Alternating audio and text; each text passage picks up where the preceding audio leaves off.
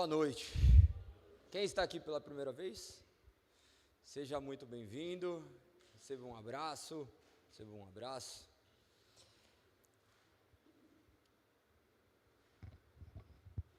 Esqueceram dele. Aqui, ó.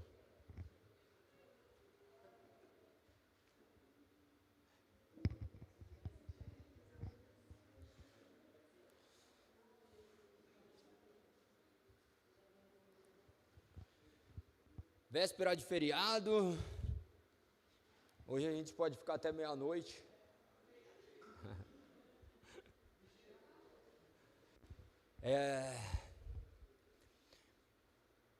É muito bom, né?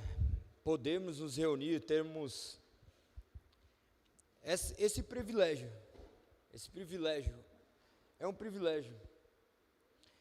Já faz alguns anos assim do que eu perdi alguns hábitos que nós tínhamos, né? Faz muito tempo, né, que nós temos ministrado, agora aos domingos, mas essa ministração às terças-feiras já acontece há alguns anos, alguns bons anos. Então a gente teve que se adaptar a essa realidade. Às vezes tinha feriado na quarta-feira, na terça-feira, e grande maioria dos feriados assim, nós estávamos lá, sempre ministrando a palavra, adaptando a nossa vida àquilo que realmente importa para nós. Às vezes nós nos questionamos, né, acerca disso, porque nós não viemos desse ambiente eclesiástico, nós temos nossa vida que foi construída muito antes de conhecermos a Cristo. Embora Cristo tenha construído nossa vida, nós temos alguns privilégios, né? Que nem nós temos casa na praia, e a gente não usufrui por conta da igreja. A questão é, se agora Deus te desse uma casa na praia, será que você estaria aqui? Olha como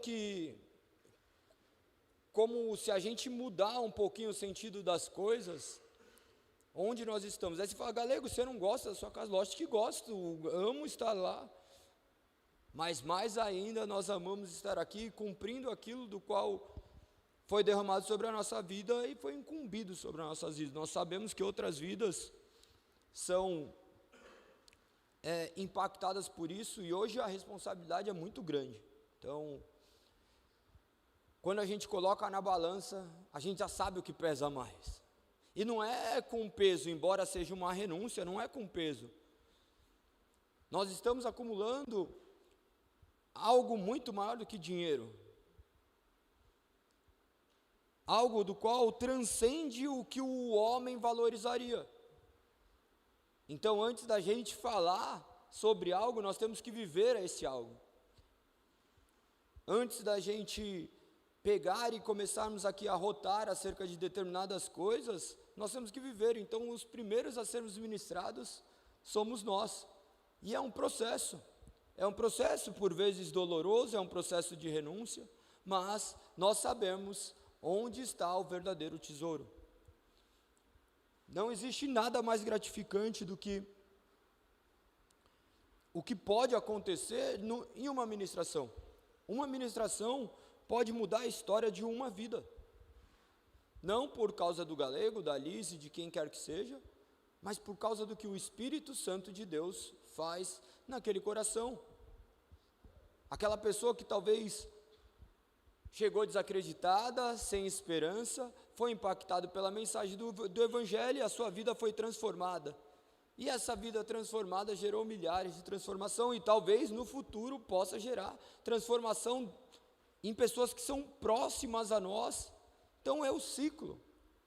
Isso, quando nós entendermos o que é viver o Evangelho e as renúncias que devem ser feitas para que conquistemos aquilo que de fato é valoroso, não no sentido da gente ter méritos, mas no sentido de que obedecermos aquilo que está escrito.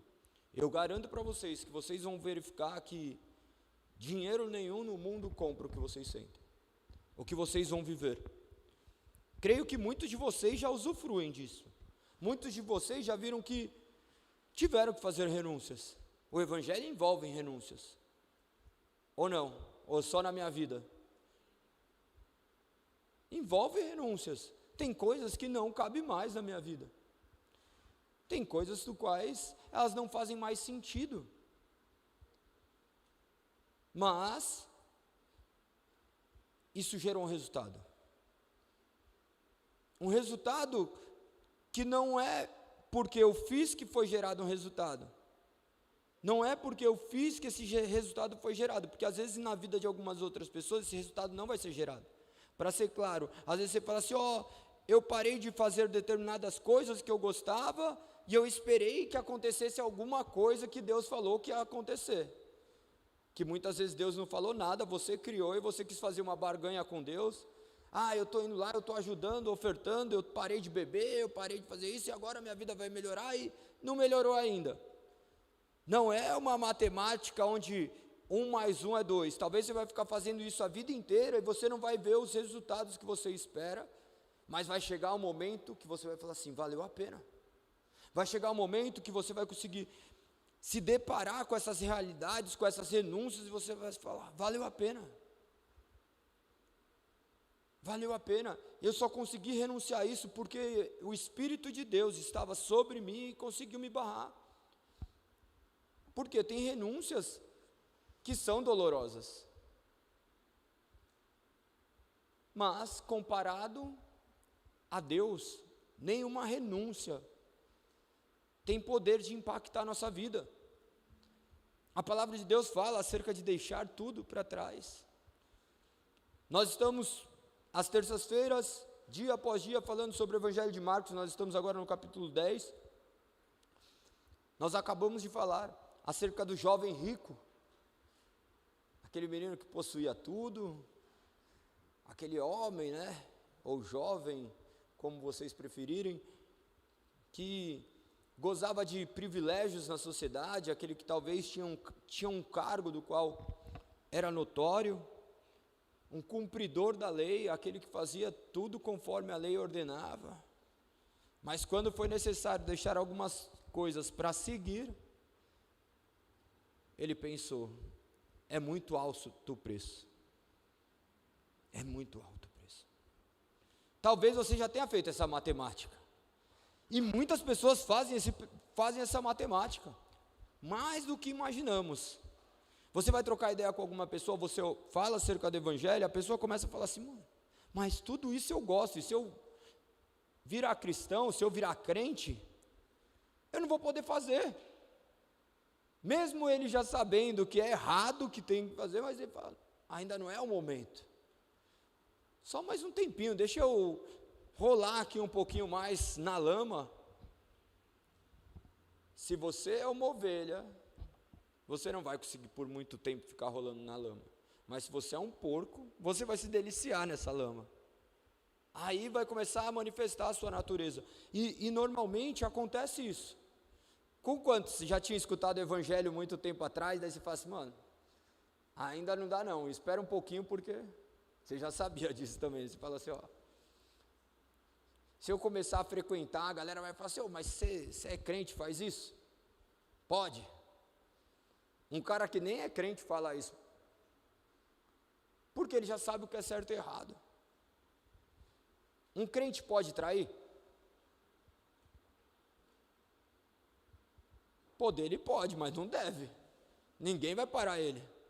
Poder ele pode. Um crente pode roubar? Pode, mas ele não deve. Crente, eu costumo falar, pode tudo, mas tem coisas que não deve.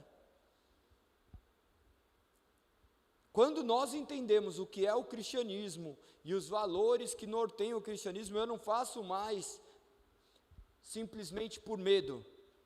Eu faço por obediência, eu faço porque eu compreendi a mensagem da cruz, eu faço porque o Espírito que me move me convenceu daquilo que ninguém poderia me convencer, e nós achamos que esse convencimento é um convencimento, embora sobrenatural, nós queremos que venha rodeado de uma nuvem de fumaça, que tenha algum evento marcante, que aconteça alguma coisa, e por vezes essa mera compreensão vai vir simplesmente por palavras proferidas que abriram seus olhos, e você acha que isso é muito pouco, você não vê sobrenaturalidade nisso. Eu fui transformado dessa forma, por intermédio da palavra, e para mim é a transformação completamente sobrenatural, porque eu já tinha lido várias coisas da Bíblia e para mim nada fazia sentido. Só que, em dado dia eu estava lendo e aquelas palavras pareciam que estavam sendo gritadas dentro de mim. Eu estava lendo e uma compreensão intelectual. O Evangelho compreende a intelectualidade. O Evangelho envolve a racionalidade. O Evangelho envolve essa comparação. E glória a Deus por ter sido assim, porque se tivesse acontecido alguma coisa comigo, no sentido de, eu vi uma situação ali que estava acontecendo determinada coisa com a minha família, e eu clamei e Deus realizou algo. Ser humano é safado, mano. Eu sou safado. Eu sou ruim, eu ia ver e falar assim, mano, tem outra pessoa que também tinha e nem foi Deus, porque eu vim do ateísmo.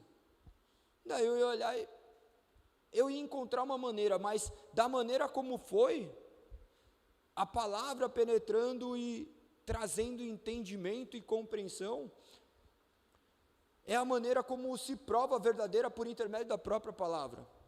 A Bíblia traz indícios que a maneira como o ser humano é convertido é por intermédio da pregação do Evangelho. Como haverão os que creem, se não haverão quem pregue. Então, é muito importante esses momentos que nós temos para compreender o Evangelho e poder fazer essas comparações. Por vezes nós estamos esperando um momento, uma situação, uma atitude externa que venha a acontecer de maneira sobrenatural, e a gente esquece que o sobrenatural envolve coisas simples. Existe algo mais sobrenatural do que um homem morto ter vida? Não, mas o homem morto, a gente olha para o homem morto no sentido de um corpo, de um cadáver, mas existem cadáveres que andam, falam, pregam, fazem tudo, porque o homem é morto se o Espírito de Deus não trouxe essa verdade a ele, ainda que ele esteja completamente rodeado de alegorias que apontem por uma salvação humana, que a gente olha, a salvação humana é diferente da salvação divina. A salvação humana nós baseamos pelos nossos olhos, nós olhamos e falamos, aquele cara ali é abençoado, olha aí, tem dinheiro, tem uma família, você não sabe o interno, e nós olhamos que essas pessoas são aqueles que atingiram a salvação. Nós não compreendemos que a salvação não envolve aquilo que nossos olhos veem, que a salvação envolve aquilo que está no nosso coração, que a salvação envolve quando você fala, eu não vou fazer isso, eu posso, mas eu não vou fazer. Eu posso beber como cristão? Sim ou não? Sim, mas eu não faço por quê? Porque eu sei a destruição que causa o álcool. Embora eu nunca tenha bebido, eu já testemunhei milhares de lares destruídos por causa da bebida. Mas moderadamente, tá bom, você bebe moderadamente, seu filho, será que ele vai conseguir beber moderadamente? Será que seu irmão vai conseguir beber moderadamente, seu pai, quem quer que seja? Você vê que a salvação vai muito além de cumprir os requisitos formais, ela passa pela compreensão. A nossa riqueza, o nosso tesouro, está guardado em um único lugar, em Cristo Jesus. Ele é o único tesouro que vale a pena nós debruçarmos as nossas confianças, de depositarmos as nossas confianças e esperanças. O tema da mensagem de hoje chama Ser Rico com Deus. Se eu não tivesse falado um pouquinho antes, você já ia começar, nossa, agora é coach mesmo, agora eu vou ganhar dinheiro. Você já ia começar a falar assim, mano, veio numa boa hora. A Bruninha já ia começar até a anotar, nunca trouxe nem caneta. Olha lá. Mas observe que palavras são desprovidas de sentimentos. Pode chegar uma pessoa a olhar ali no título da mensagem, ser rico com Deus, e falar assim, vou ver essa mensagem, eu estou precisando disso, mano. Eu vejo aqueles caras falar ali, os caras ter dinheiro, é isso. Só que quando ele for ver, aquela palavra que foi talvez entregue por uma pessoa que não tinha nem um centavo, nada de valor a oferecer, se tornou o maior tesouro. Porque nós, na verdade, não temos nada a oferecer. Se nós não oferecermos a palavra de Deus, nós estaremos oferecendo tudo aquilo que é perecível nessa terra. Vamos para o texto sagrado. Gostaria que vocês abrissem Marcos capítulo 10, a partir do verso 17. 17 não, 23, perdão.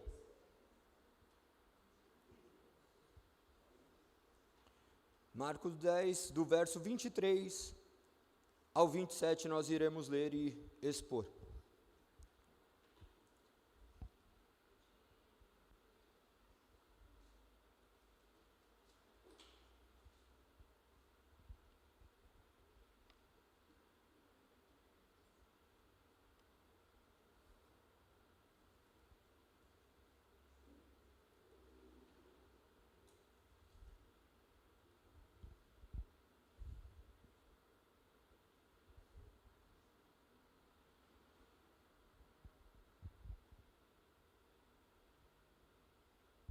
Amém? Vamos ler o texto sagrado. Marcos 10, verso 23. Jesus olhou ao redor e disse a seus discípulos: como é difícil os ricos entrarem no reino de... Os discípulos se admiraram de suas palavras, mas Jesus disse outra vez: filhos, entrar no reino de Deus é muito... É mais fácil um camelo passar pelo buraco de uma agulha que um rico entrar no reino de... Perplexos, os discípulos perguntaram: então, quem pode ser salvo? Jesus olhou atentamente para eles e respondeu: para as pessoas isso é impossível, mas para Deus tudo é possível, mas não para Deus tudo é possível. Amém. Obrigado, Senhor. Louvado seja teu santo nome. Nós agradecemos, Senhor, pois sabemos que não há nada impossível para ti. Nós imploramos a Ti, transforme nosso coração, nossa mentalidade, traga a mensagem, de maneira que venhamos a colocá-la em prática. Não permita, Pai, que sejamos apenas ouvintes, mas sim praticantes da Tua palavra. Por isso nós contamos com a iluminação do Teu Santo Espírito, para que venhamos compreender os mistérios já revelados dentro do Seu querer e da Tua palavra. Louvado seja Teu nome, nós oramos em nome de Cristo Jesus, amém. Amém, podem sentar.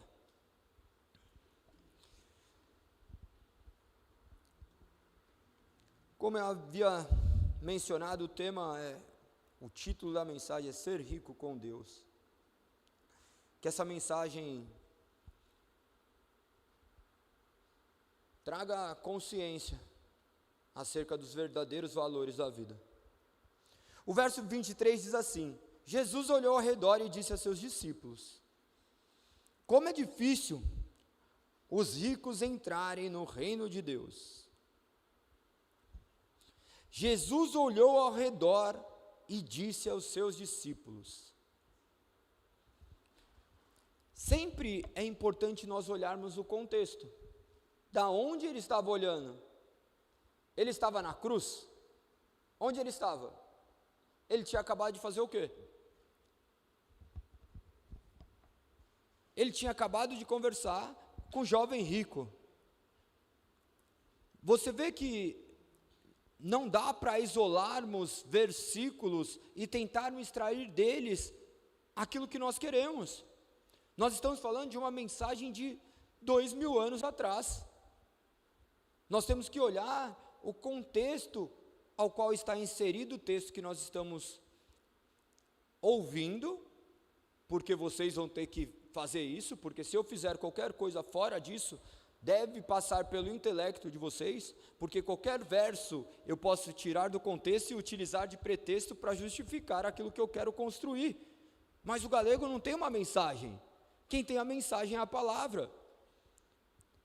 Nós queremos por vezes construir uma mensagem em cima de determinados versos.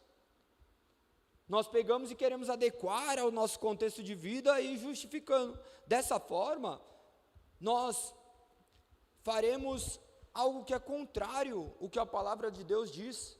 Nós estaremos manipulando a palavra para justificar nossos próprios querer. Nós estaremos usando da palavra para nos saciar apenas o nosso ego, a nossa vaidade, os nossos interesses. Mas quando nós olhamos para a Bíblia de maneira global, nós temos que olhar ainda além do texto que nós estamos vendo, olhando o que a Bíblia em si fala sobre isso, sobre os valores, sobre aquilo que nós possuímos, o que é riqueza. A Bíblia fala que um homem não pode servir a dois deuses. A Bíblia chamou o dinheiro de Deus, porque o homem valoriza como Deus. Não se trata da teologia da pobreza, mas também não é a teologia da riqueza. Então, ela jamais colocou nesse parâmetro, porque na Bíblia contém os homens que possuíram as maiores riquezas do planeta. Jó e Salomão foram homens que a fortuna que eles adquiriram, acumularam, é incalculável. E isso não é porque só está escrito na Bíblia, não. Se você for ver em relatos históricos que não dependem da chancela cristã, isso daí será comprovado. Então, é muito importante vocês sempre estarem atentos a tudo isso. Galego, mas o sermão é diferente de uma escola. Não, todo culto é uma escola. Nós saímos daqui aprendendo, a vida é uma escola. Tudo que vocês estão vivendo numa escola. Como assim, galego? Tudo que você está vendo, você está, de certa forma, aprendendo. Tudo que você está ouvindo, de certa forma, você está aprendendo. Você só não nota que está aprendendo. E isso é muito ruim. Porque se você tem consciência que todo o seu ambiente, que esse mundo é uma grande escola, você presta atenção para aquilo que você olha, você presta atenção para aquilo que você escuta, você presta atenção na onde você anda. Quantas coisas vocês viram hoje, que talvez vocês tenham aprendido algo, que vocês não deveriam ter aprendido. Nós aprendemos coisas ruins diariamente. Nós vemos pessoas tratar outra pessoa de uma forma e falam assim, esse é o padrão de ser tratado. Eu vejo determinada coisa acontecer lá fora e eu começo, tá vendo, aquele cara fez algo errado e deu certo. Também posso fazer isso, porque vai dar certo. No meu consciente, subconsciente, ficou gravado isso. Eu fico escutando umas músicas lixo, daí aquilo ali está sendo gravado no seu subconsciente. Você só não nota. Tanto que música, se começar a cantar música, já vem a música na sua mente, e você vai ver, mas o que ela está falando? Não significa nada. Significa.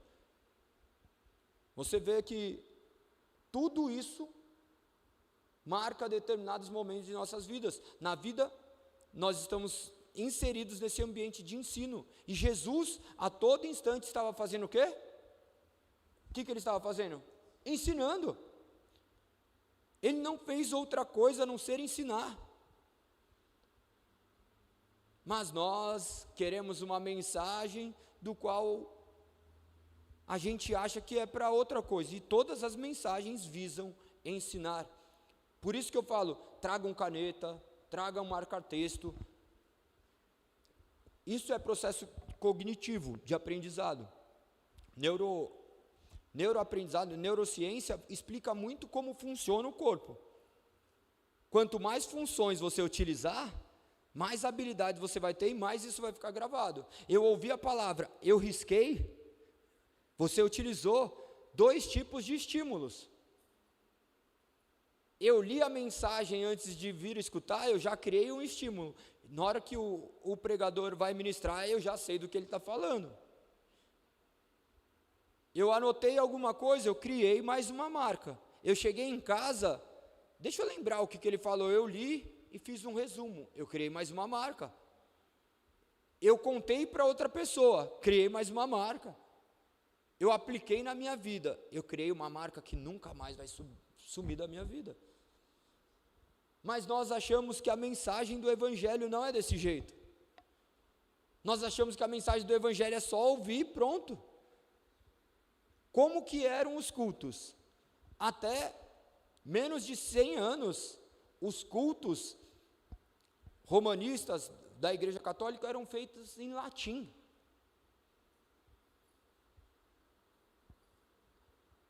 Me fala a profundidade disso. É espiritualizar algo que é natural, embora seja espiritual. Iria adiantar eu chegar aqui e falar em outro idioma para vocês? Falar russo, alguém fala russo aqui? Ia adiantar eu chegar aqui e ministrar em russo? E sair aqui gritando e falando, bater na Bíblia e falar russo? Mas eu estou cheio. Talvez alguns vão olhar e falar assim, hoje foi demais. Mas o que você entendeu? Nada mais foi, mano. Eu vi pelo que ele estava fazendo, eu nunca vi ele desse jeito, mano. Você vai sair e ainda vai contar para todo mundo que o cara chegou ali, pulou, girou e falou em russo, mas o que você entendeu? Foi forte. Mas o que você entendeu? Foi forte. E você vê que agora, da maneira como nós estamos indo, vocês vão terminar ao menos um livro inteiro, ainda que demore anos para a gente terminar. João, acho que vai demorar mais uns 2 anos para a gente terminar. Marcos, creio que em menos de um ano nós terminaremos. Mas vocês vão poder falar assim, olha, eu li um livro inteiro da Bíblia. Grande maioria daqui não leu a Bíblia ainda. Não sabe a diferença de Antigo para Novo Testamento. Não é isso que vai te fazer salvo, tá? Mas é isso que vai manifestar a sua vida como uma pessoa que é salva. Você vai poder ficar atento na vida que você tem levado, vai te evitar de viver uma vida sofrida, uma vida com dores. O único beneficiado de ler vai ser você. Eu cobro tanto porque eu tenho certeza que essa palavra será alicerce, lâmpada para os seus pés, como o salmista diz. Você vai verificar que isso daí vai ficar enraizado na sua mente, e em determinados momentos você terá esse subsídio, esse recurso, para utilizar em momentos de dificuldade.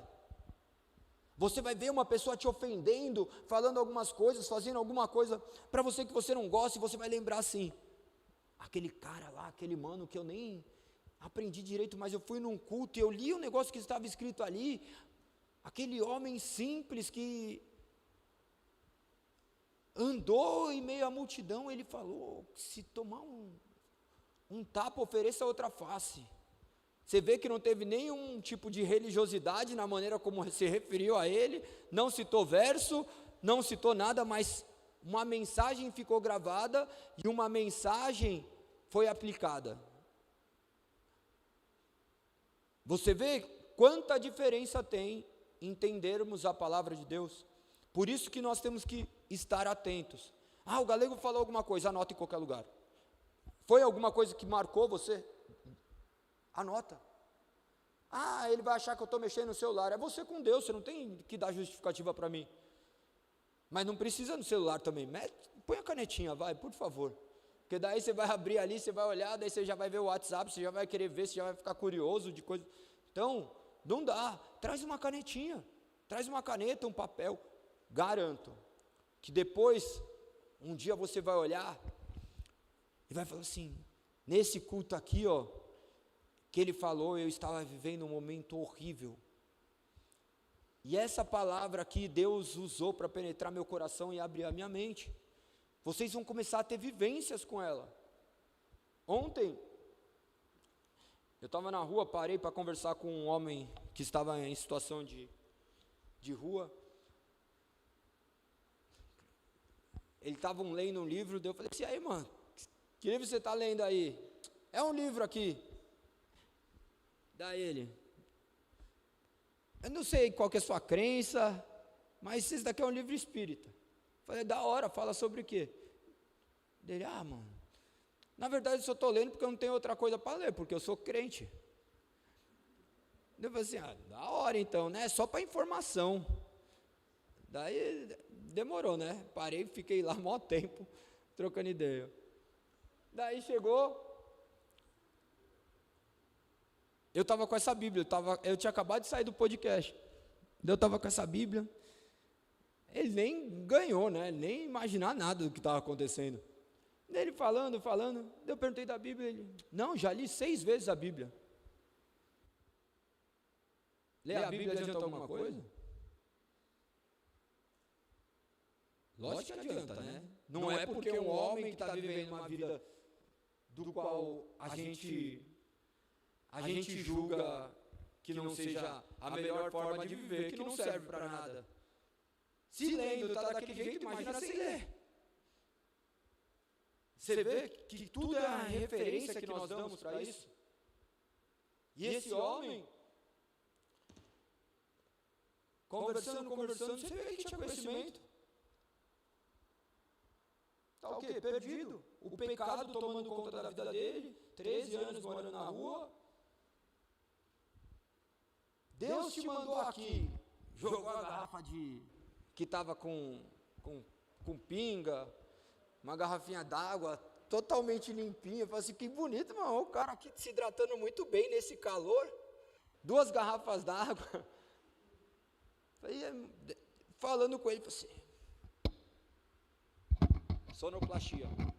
Aí pegou e jogou fora. Meu, na hora que ele jogou fora, o cheiro quase me embriagou. Eu nunca bebi, nunca tomei uma gota. Mano, mas era forte. Beleza. Passei endereço daqui, de outros camaradas. Pode deixar.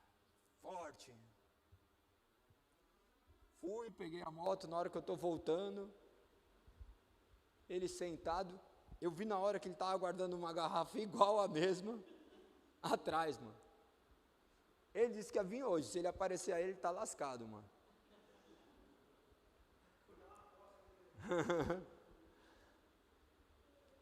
O que é isso?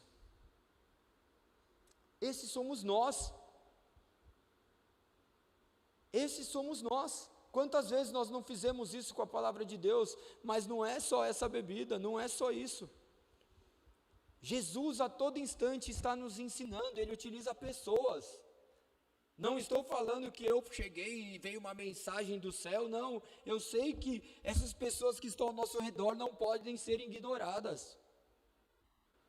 Tem pessoas ao redor de vocês que não podem ser ignoradas. Muitas vezes elas não vão perguntar para você de Cristo. Você vai ter que falar de Cristo para elas. Você não precisa falar assim, Deus mandou te dizer. Não, começa a trocar ideia. E vai indagando o que eles estão vivendo. Você vai ver que vai aparecer um assunto que Cristo vai ser o alicerce. Observe, no verso 23, que Jesus olha ao redor, que provavelmente deviam ter mais pessoas também acerca disso, e nós vemos que ele tinha acabado de falar com esse jovem rico, ele tinha acabado de dar uma aula para ele da vida eterna. Ele tinha falado acerca de cumprir rituais, e esse jovem falava assim, eu faço isso. Então vai e venda dele, calma aí, não é bem assim. Então, esse jovem vai embora, desapontado, triste por ter muitos bens, e Jesus ali nesse outro momento, olhando os seus discípulos, ele já traz um apontamento, como é difícil os ricos entrarem no reino de Deus. Como é difícil os ricos entrarem no reino de Deus. Daí a gente já fala assim, mano, não posso ter dinheiro. Eu quero ir para o céu? Não posso ter dinheiro? É isso que está dizendo a palavra? Mas vocês concordam que tem gente que pensa que é isso? Ou se não usa isso para quando não tem dinheiro? Já usou, né? Não tenho dinheiro, é porque os ricos não entrarão no reino do céu, mano. Então se vira aí. Mas não tem nenhum lugar escrito que só os pobres, tá? Olha como nós deturpamos a palavra. Olha como nós gravamos coisas no nosso subconsciente. Para ter dinheiro, o cara tem que fazer alguma coisa errada. Para o cara fazer alguma coisa, ter dinheiro aí é porque ele fez falcatruas. Não quero ter dinheiro. Não, não é sobre isso. Isso daqui aconteceu sem dinheiro? Não. Existia moeda naquele tempo? Existia, sempre existiu a moeda. Mas a questão era o amor à moeda. Jesus não estava falando sobre isso. Ele estava falando que é muito difícil um rico entrar no reino dos céus, porque inevitavelmente o homem, quando se depara com dinheiro, ele começa a se apegar. A nossa última parte para se converter é o que? É o bolso, mano. E eu vou dar dinheiro, mano, esse cara vai, olha ele chega de Land Rover aqui, mano, você não me deu um centavo, não, você nunca colocou um litro de diesel no meu carro, mano, nem o IPVA. Mas daí você vai olhar, é a mesma coisa quando você vai dar esmola para alguém, você fala assim, não vai beber, hein, mano, R$2 pro cara, e você quer que o cara ainda, você quer mandar no que o cara vai fazer. E aqui na comunhão, não é sobre isso.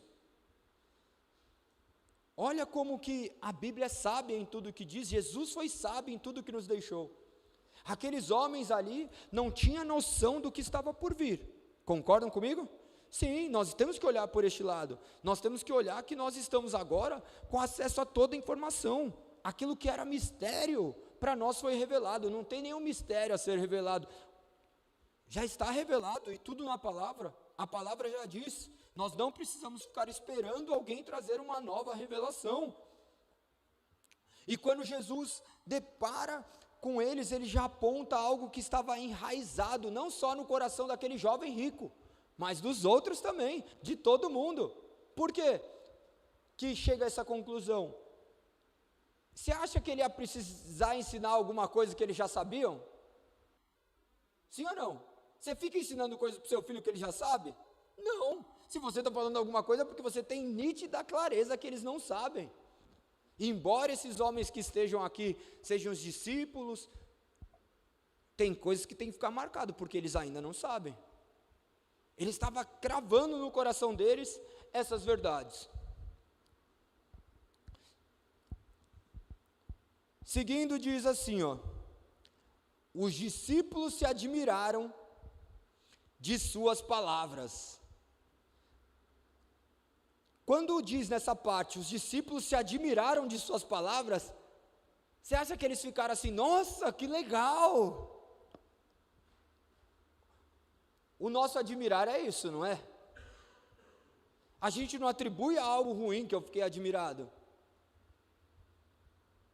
O nosso admirar é um contexto diferente, mas aqui é como se tivesse ficado espantado. Espantado, eles começaram a criar um sentimento de, o que está acontecendo? Aonde ele quer chegar? Ele acabou em que tinha um monte de coisa que não ia entrar, que fazia tudo em nós aqui. Olha aqui, há pouco tempo atrás, a gente não conseguia expulsar os demônios. Há pouco tempo atrás, as coisas estavam acontecendo, olha quem nós éramos. Então, isso criou reflexão neles.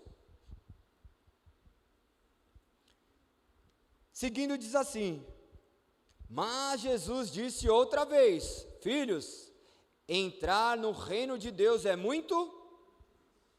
Ele repetiu 2 vezes. Quando ele repete, ele quer trazer ênfase. Jesus economizava palavras, mas não media a profundidade daquilo que ele dizia. Pequenas palavras levavam aqueles homens a profundas reflexões, e ele ainda estava falando desse ambiente de salvação, entrar no reino de Deus. Será que talvez você esteja aqui porque você está falando assim, eu quero entrar no reino de Deus e achando que aqui você vai comprar alguma coisa, você vai aqui depositar um dinheirinho ali, ou vai ficar vindo nas terças e os domingos fazendo, aí assim, agora já era, agora eu comprei meu passaporte. Será que você chegou até aqui pensando que é dessa forma? Que o reino de Deus é conquistado mediante aquilo que nós fazemos? Será que até hoje você não conseguiu verificar que nada poderá suprir o preço pago na cruz do Calvário?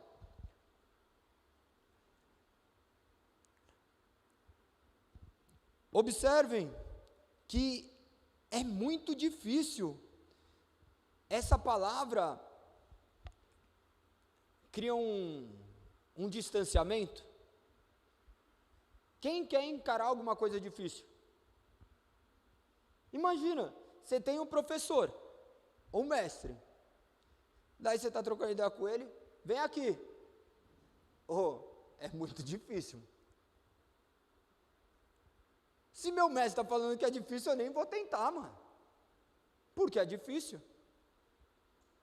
Eu sou professor.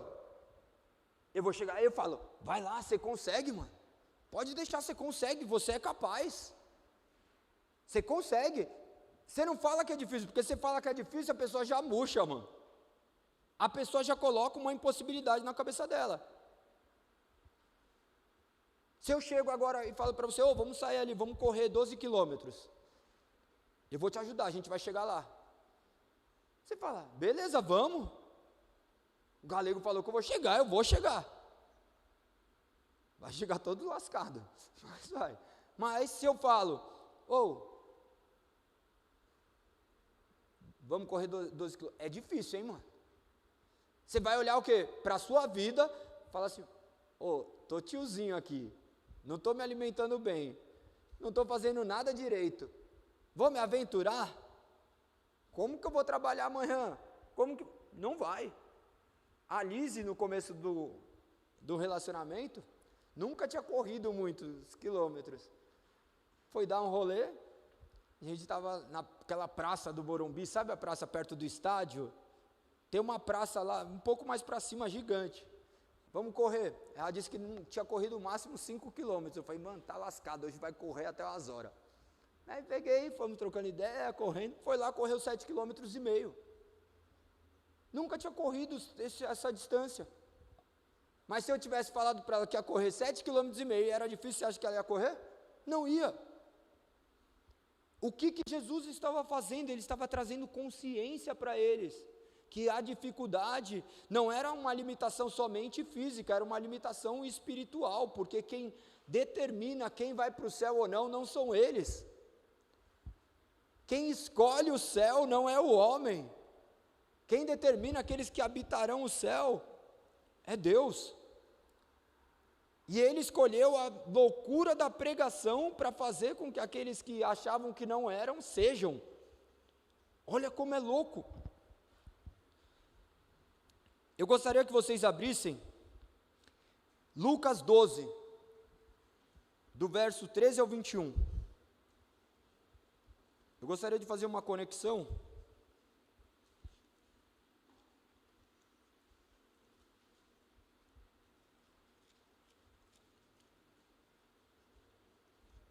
Lucas capítulo 12, do verso 13.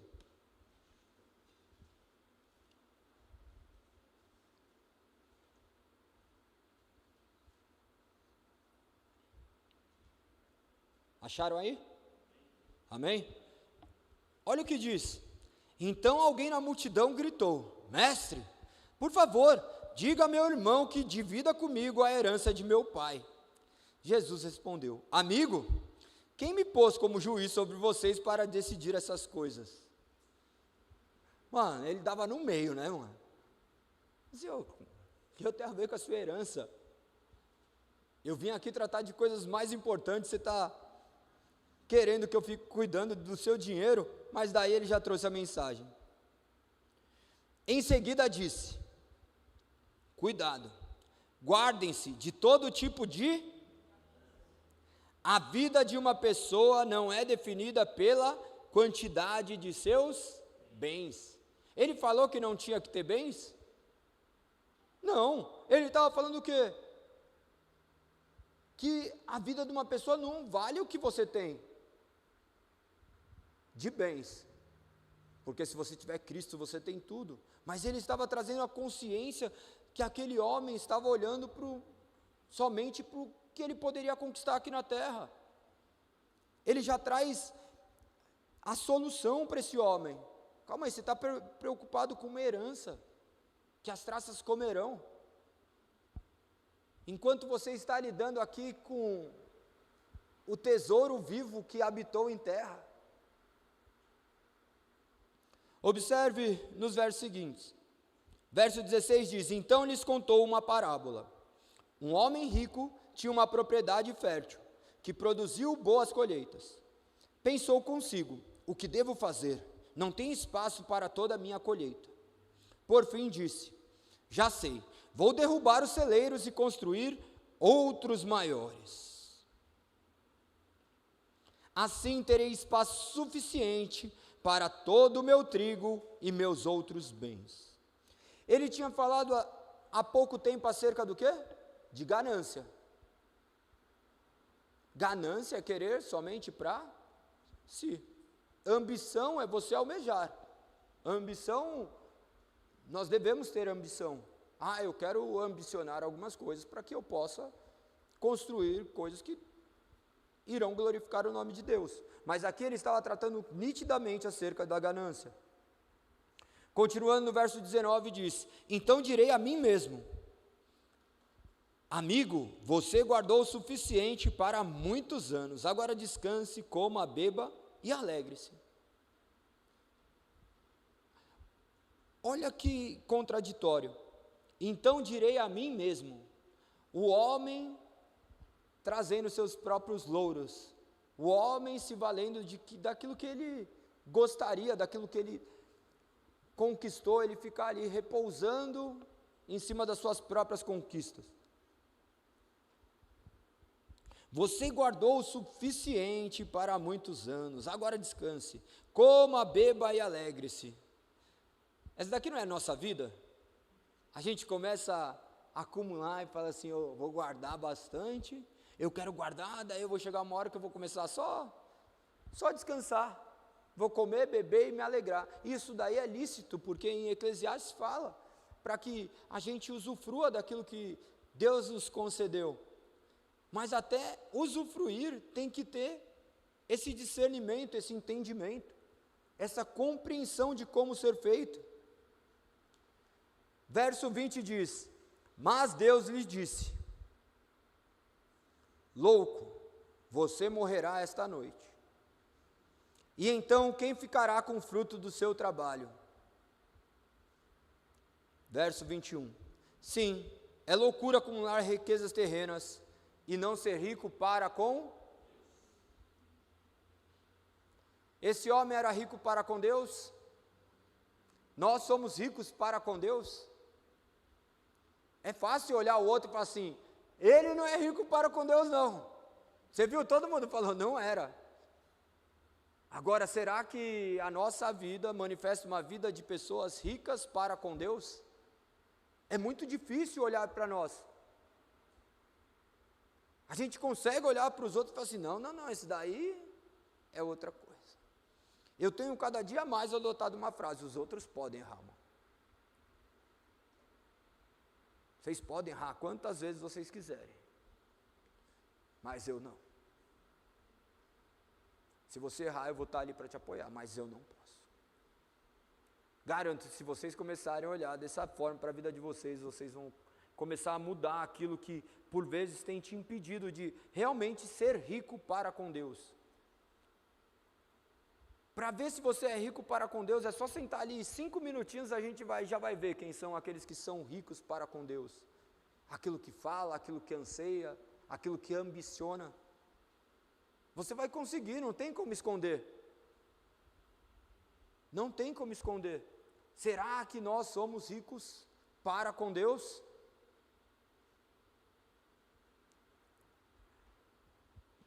Voltemos ao texto base, do verso 25 de Marcos 10. Diz assim: é mais fácil um camelo passar pelo buraco de uma agulha que um rico entrar no reino de... Você vê que ele sempre faz essas contraposições: alto, baixo, forte, fraco, difícil e fácil. É mais fácil um camelo passar pelo buraco de uma agulha.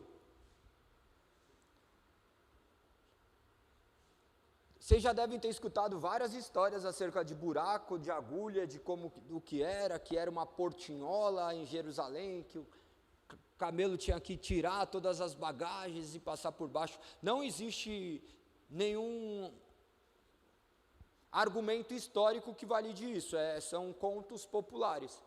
Existem alguns outros ditados antigos também, que as pessoas falavam que ele quis trazer esses ditados antigos da época que era mais fácil um elefante passar pelo buraco de uma agulha.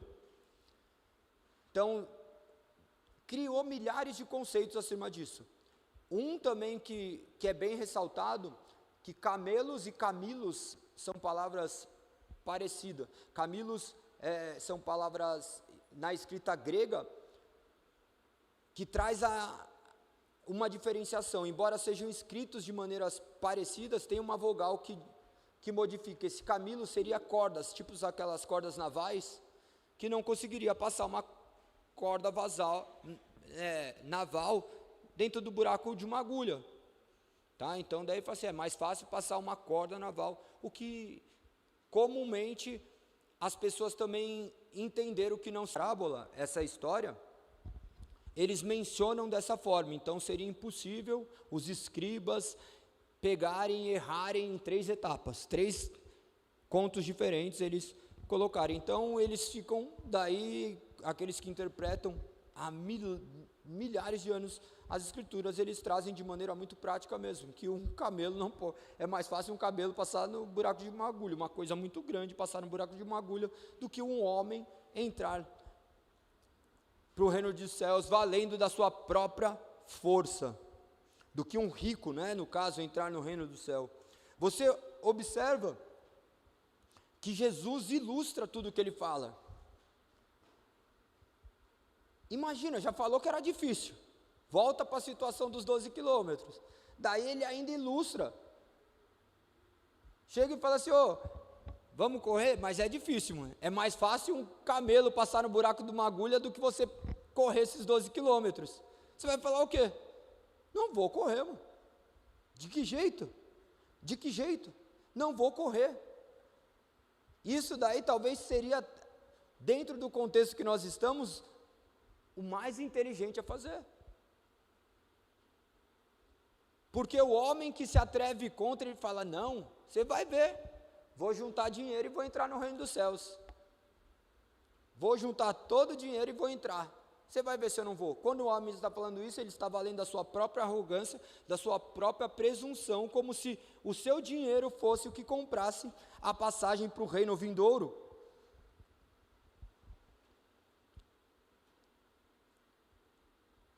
Continuando, verso 26, aí ele usa outro adjetivo, perplexos. Os discípulos perguntaram, então, quem pode ser salvo? Perplexos. Perplexos. Não é no sentido que nem foi mencionado antes. Admirado, agora eles estavam perplexos diante da sabedoria de Deus, diante daquelas exclamações de Deus. Então, quem pode ser salvo? Imagina que esses discípulos, eles estavam completamente tomados pelo contexto da época, onde aqueles que tinham dinheiro, eles gozavam de lugares privilegiados na sociedade. A cultura judaica, por si valorizava esse status social. Hoje nós fazemos da mesma forma. Se o cara começou a ganhar dinheiro, você fala, Deus abençoou. Quem disse? Às vezes o dinheiro que está ganhando ali é para a própria ruína, é a própria corda a qual fará com que ele se enforque. Observe que Deus tem a maneira de trabalhar com cada uma das pessoas. Aqueles discípulos, eles estavam impactados não só pelo que Jesus fazia, mas por tudo que ele já tinha escutado. Observe em Eclesiastes 6.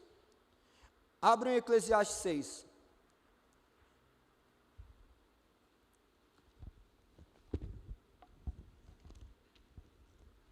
Deixa marcado onde nós estamos, hein?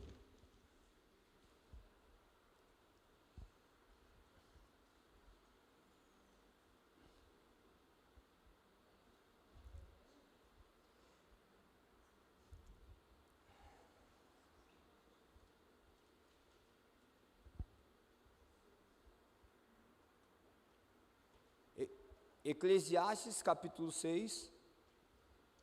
6 não, desculpa, 5, tá? Do verso 10.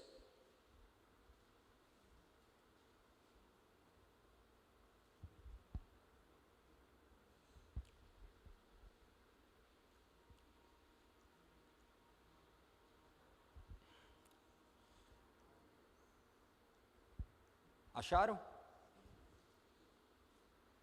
Depois eu falo do 6, eu quero... Já que eu toquei no número 6, Eclesiastes 5, verso 10 diz assim: quem ama o dinheiro nunca terá quem ama a riqueza nunca se satisfará com o quê? Não faz sentido viver deste modo. Quanto mais você tem, mais pessoas aparecem para ajudá-lo a... É mentira ou verdade tudo isso? Eles já sabiam dessas coisas, sim ou não? Sabiam, nós sabemos também. Mas esse Deus chamado dinheiro nos cega para essas coisas.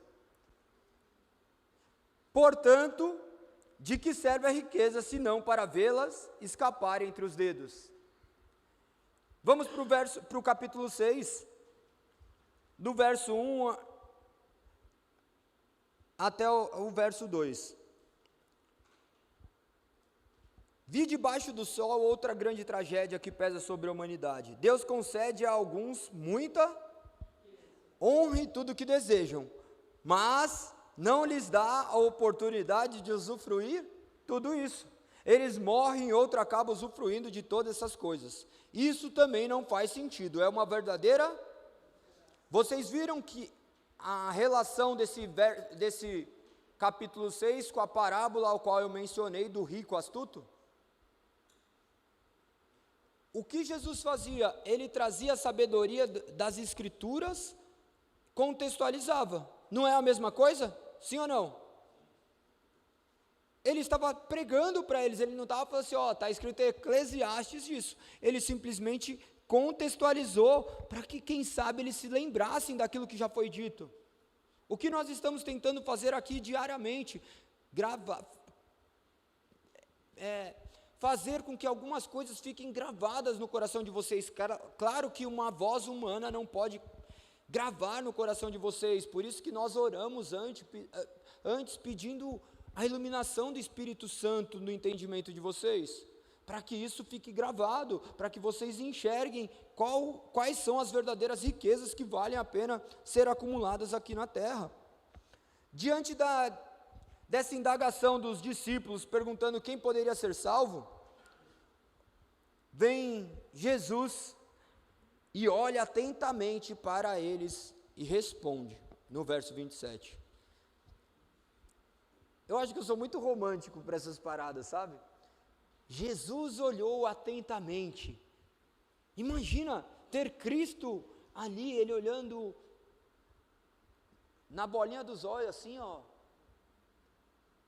como sabendo com quem ele estava falando, sabendo que ele estava curando em cada um. Ele falou assim: essa mensagem é para penetrar o seu coração. Essa mensagem tem a intenção de te precaver de coisas que acontecerão no futuro, como um pai faz com o filho. A pior coisa de escutar de um pai é o quê? Não falei? Eu te avisei. Agora, se Jesus parasse aqui e tivesse oportunidade, ele ia falar assim: irmãozinho, filhinho, amado, não te avisei? Estava escrito, você não leu? Quem acha que escutaria isso?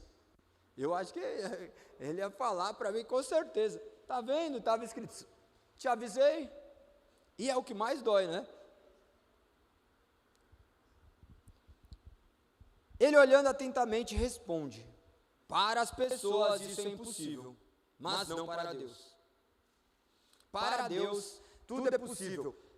Ele colocou todos os obstáculos que eram reais, mas o que ele falou? Isso daí é do departamento de vocês. Quem salva é Deus. Para vocês é impossível, mas para Deus é possível. Você pode fazer o impossível, que o seu impossível não vale de nada para Deus. É Deus somente que salva. É Deus somente que tem capacidade de nos levar aos céus. E mais tarde nós veríamos que de fato isso se concretizou por intermédio da cruz. O homem não podendo se salvar, o homem não conseguindo encontrar por intermédio das suas boas ações, por intermédio de cumprir os requisitos da lei, ele não consegue se achegar aos céus. Então ele envia seu filho unigênito para morrer na cruz, para levar os meros pecadores ao encontro do Pai. Essa é a história mais bonita que pode existir na humanidade. Um Deus que habitou na terra, que tornou possível a salvação, que não é mais sobre dinheiro, não é sobre o que eu faço, não é sobre o que eu falo, não é sobre o que eu vivo, é sobre o que Cristo fez. Galego, então você está falando que não é sobre o dinheiro, não é sobre o que eu faço, sobre o que eu falo, eu posso viver de qualquer jeito, você viver de qualquer jeito, você vai manifestar que você está na mesma condição daqueles que querem se salvar por conta do que conquistam. Nós responderemos pelas nossas ações e omissões. Como isso? Sendo que fala que é só Jesus que salva. Sim, mas nós temos nossas responsabilidades. Por isso que nós temos que chegar, vir aos cultos, por isso que nós temos que chegar, ler a palavra, fazer anotações, para que nós sejamos responsáveis, sim, por aquilo que Deus já nos entregou, e eu só conseguirei cumprir isso se de fato Ele morreu por mim, porque eu sozinho não consigo. Eu não consigo, então Ele não morreu por mim. Não, clame a Ele, que tenho certeza que Ele moverá seus pés em lugares que você jamais imaginou pisar. Ele tirará dos seus olhos imagens que você tem impregnadas como por olhar todos os dias. Ele cicatrizará as feridas que estão abertas no passado, pois é impossível para o homem fazer isso, mas para Deus é possível. Quando ele fala da salvação, de ser rico com Deus, a única forma de ser rico com Deus é se apropriando do sacrifício expiatório de Cristo na cruz. É a única forma de termos esse valor imensurável que jamais seremos merecedores. Isso tudo é antagônico para a sociedade, porque fala de coisas que são imateriais. A gente fala de coisas que não podem tocar. Que Jesus eu não estou vendo, só estou vendo ali uma cruz. O que representa? É história. É história para quem não crê. Para quem crê, é o verdadeiro poder de Deus. Para aqueles que forem impactados pelo Evangelho, é o maior tesouro que podemos ter. Quantos de vocês achavam que tinham tudo, e daí vocês se deparam como miseráveis, pecadores, com um monte de coisas na vida, e você fala assim, mas a vida é isso? Isso é tudo? Daí você está lá embaixo, e vem essa palavra, e penetra seu coração, fala assim, ainda há vida, ainda há esperança. Você tentou conquistar pelos seus braços, mas agora a salvação chegou até você. Aquilo que era impossível para você, se tornou possível, por intermédio de Cristo. Que Ele seja o maior tesouro de nossas vidas. Que possamos compreender que a salvação pertence ao Senhor e para Ele tudo é possível. Amém.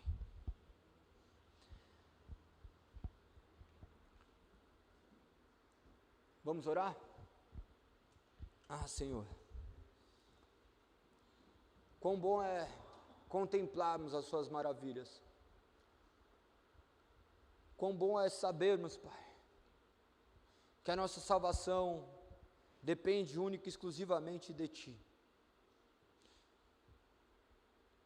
Quão bom é podermos nos apropriarmos dessa salvação, Te amando, pois sabemos que antes Tu nos amastes. Em obedecendo a Sua palavra, pois sabemos que nos fazes ser obedientes. Embora não tenhamos nada a oferecer a Ti, a não ser nossos pecados, Senhor, Tu nos amas de maneira incondicional.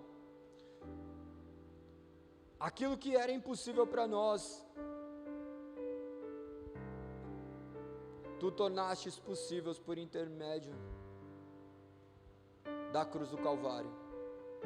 O sacrifício da cruz, Cristo encarnado, vivendo uma vida reta e santa, pagando com a sua própria vida o escrito de dívida que recaía sobre as nossas vidas, Senhor. Almejamos ser ricos para com Deus,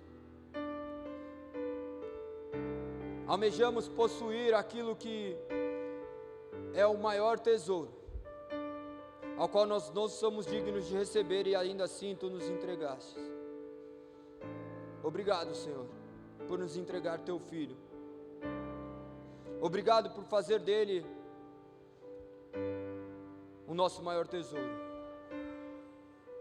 Nós clamamos a Ti, Senhor. Abra nosso entendimento, nosso coração. Retire de nós toda a ganância. Retira de nós, Pai, todos os sentimentos que possam nos afastar da Tua presença. Efetue em nós o Teu querer e o Teu realizar. Gere em nós um coração dócil, ensinável, um coração que se curve diante da Sua soberana palavra. Eu oro por cada uma dessas famílias que estão aqui representadas, Senhor. Nós sabemos que por vezes os ensinos sobre o dinheiro se tornou deturpado. Não nos permita sermos como aqueles do quais foram citados os exemplos na ministração de hoje. Faça com que nossas finanças visem glorificar Teu santo nome, Senhor. E aquele que porventura estiver com falta, Pai, que ele possa clamar a Ti para que haja providência sobre essa casa. E nós oramos como está escrito em Provérbios, Senhor, que não nos conceda nem a riqueza nem a pobreza, Senhor, pois pode acontecer de termos dinheiro que almejamos e possa ser que nós venhamos a nos esquecer de Ti. Também não nos conceda a pobreza, pois mediante as nossas faltas possamos vir também pecar contra Ti. Nos conceda o suficiente para cada dia, nos conceda o necessário para suprir aqueles desejos do qual Tu nos concedes. Nós Te agradecemos, Senhor, e louvamos Seu nome, e Te pedimos, gere em nós a imagem e semelhança do Teu Filho Cristo Jesus. Amém. Louvemos